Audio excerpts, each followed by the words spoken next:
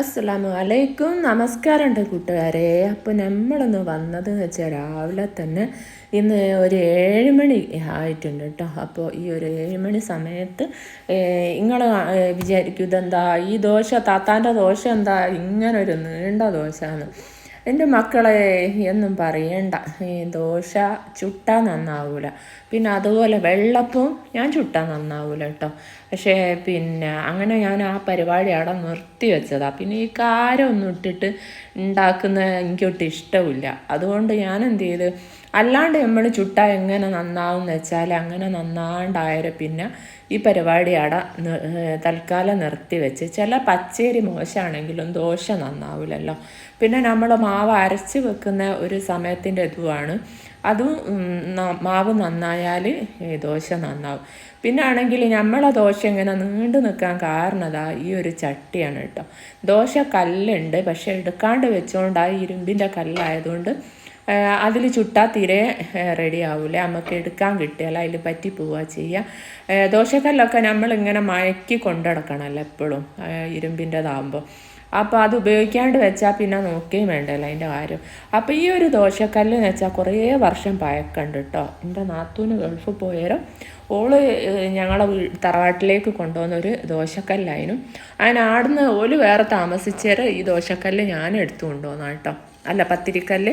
അപ്പോൾ ഈ പത്തിരിക്കല്ലിലാണ് നമ്മൾ ദോശ ചുട്ടത്. അപ്പോൾ നടു അങ്ങനെ ആയതുകൊണ്ട് ഒരു ഭാഗത്ത് വെച്ചിട്ട് നമ്മൾ ചുട്ടപ്പോൾ ഈ ഒരു രൂപത്തിലായി കിട്ടിയത്.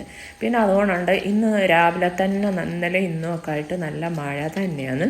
ഇപ്പം ലേശൊരു ചോർച്ചുണ്ട് കേട്ടോ. പക്ഷേ അതിങ്ങനെ ഇടക്കിടക്ക് ചോരും ഇടക്കിടക്ക് പെയ്യും, ഈ ഒരു അവസ്ഥയിലാണ്. പക്ഷേ ഒരു കാറ്റുണ്ട്, ഒരു വല്ലാത്ത കാറ്റ്.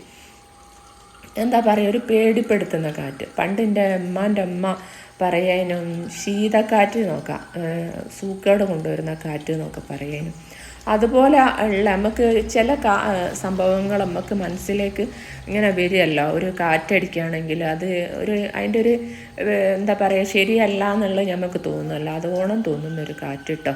ഈ ഇങ്ങനെ അടച്ചു പിടിച്ച മഴയും ഇങ്ങനെയൊക്കെ കാറ്റുമൊക്കെ വരുമ്പോൾ പണ്ടത്തെ പോലെ അല്ലല്ലോ ഇപ്പോൾ. പിന്നെ ഒരു പേടി തന്നെയാണ്, ഏടാണ് എന്താണ് സംഭവിക്കുക എന്നുള്ള ഒരു ആശങ്ക ഉള്ളൊരു ജീവിതം തന്നെയാണല്ലോ നമുക്ക്. അപ്പോൾ ഇത് കണ്ടില്ലേ, ഫുള്ളിപ്പോൾ ഒന്നായിട്ട് പച്ചപ്പാണ് കേട്ടോ. ഇത് നമ്മളെ താഴെ പറമ്പാണ്. താഴെ നമ്മളതല്ല, നമ്മളെ തൊട്ട വീട്ടുകാരതാണ്, ഈ കാണുന്ന വീട്ടുകാരതാണ് കേട്ടോ.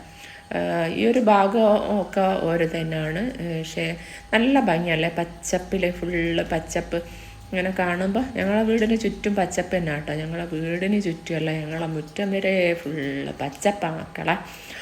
അപ്പോൾ പിന്നെ അങ്ങനെ നിങ്ങളങ്ങോട്ടൊക്കെ നല്ല മഴയാണോ എന്താണ്? തോടിൻ്റെയും പുഴൻ്റെയും ഒക്കെ കരക്കാരൊക്കെ ആയിരിക്കും തോനെയും. വെള്ളമൊക്കെ കയറിയിരിക്കുകയോ.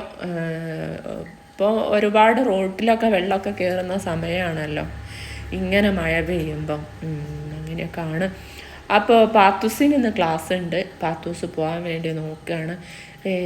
എത്ര പറഞ്ഞാലും നേരത്തെ എണീക്കും, പക്ഷേ ഇങ്ങോട്ട് എന്താ പറയുക, പോണത് ഇങ്ങോട്ട് സമയം ബസ് പോയിട്ടാണ്. ബസ്സിൻ്റെ വയ്യേക്ക ഇന്നലെയൊക്കെ ബസ്സിൻ്റെ വയ്യേക്ക് ഓടിയതാണ്.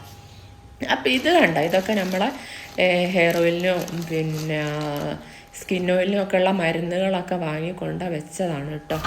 അതിലേക്ക് വേണ്ട. പിന്നെ ഇത് വേണമെന്നല്ല, എൻ്റെ കാരണത്തിൽ കൊടുത്തയച്ചാണ്. ഇത് റോബസ്റ്റ് ആണോ എന്നൊരു സംശയമുണ്ട് കണ്ടിട്ട്. എന്താണേലും നമുക്ക് ഉപ്പേരിയൊക്കെ വെക്കാനുള്ളതാണ്.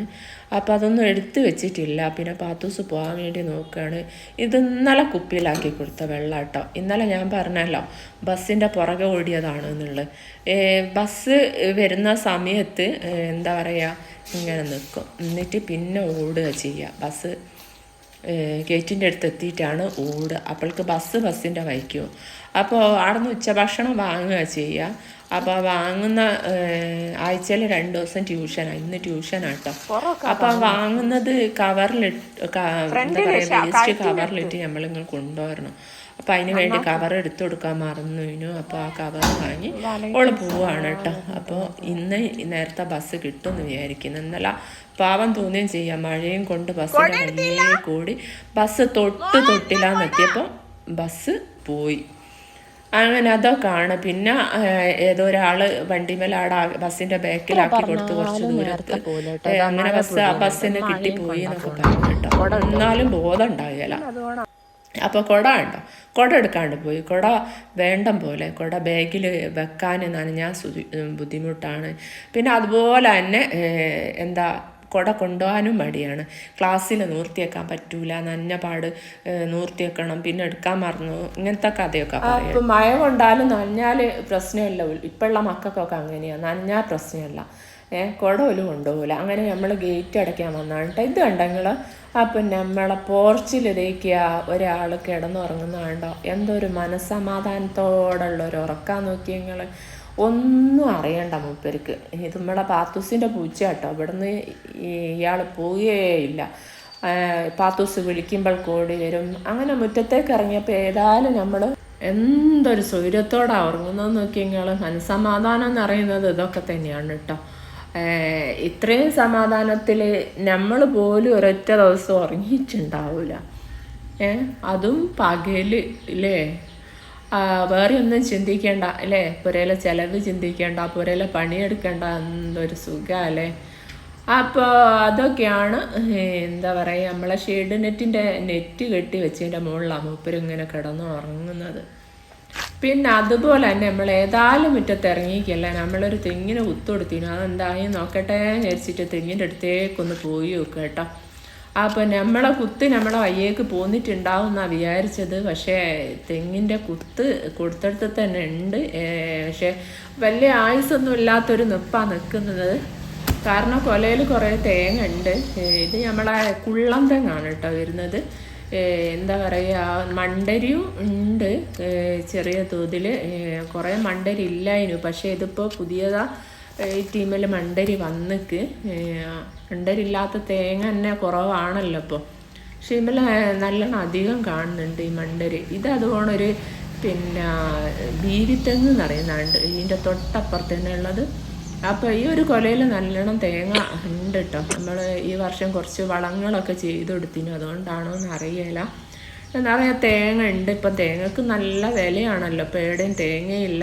വെളിച്ചെണ്ണക്കാണെങ്കിൽ നല്ല വില. നമ്മൾ ഹെയർ ഓയിൽ ചെയ്യുന്നതിനെ കൊണ്ട് തന്നെ നമ്മൾ ഒരു 5 ലിറ്റർ വെളിച്ചെണ്ണക്ക് കൊടുക്കണം 1700 റുപ്യ. അങ്ങനെ കാണാം അവസ്ഥ. വെളിച്ചെണ്ണൻ്റെ വില കൊണ്ട് തന്നെ എന്താ ചെയ്യേണ്ടിയെന്നുള്ള ഒരവസ്ഥയിലാണല്ലേ. പിന്നെ ഇത് കണ്ടോ, ഞാൻ കൊടുത്തൊരു കുത്താണ്. ഇങ്ങനെയൊക്കെ അല്ലേ നമുക്ക് പെണ്ണുങ്ങൾക്ക് കുത്തു കൊടുക്കാൻ പറ്റും.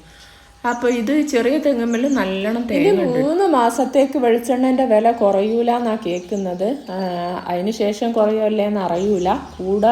കൂടാനും ചാൻസ് ഉണ്ട് എന്നാണ് കേൾക്കുന്നത്. ഇങ്ങനെ കൂടിക്കൊണ്ട് നിൽക്കും എന്നാണ് കേൾക്കുന്നത്. കാരണം അത് കഴിഞ്ഞതിന് ശേഷം നമുക്ക് തേങ്ങ ആവുന്ന കേൾക്കുന്നത്. തേങ്ങയൊക്കെ പായി വരുന്നല്ലേ ഉള്ളൂ. പക്ഷെ ഇപ്പോൾ എല്ലാവരും ഉണ്ട് കേട്ടോ.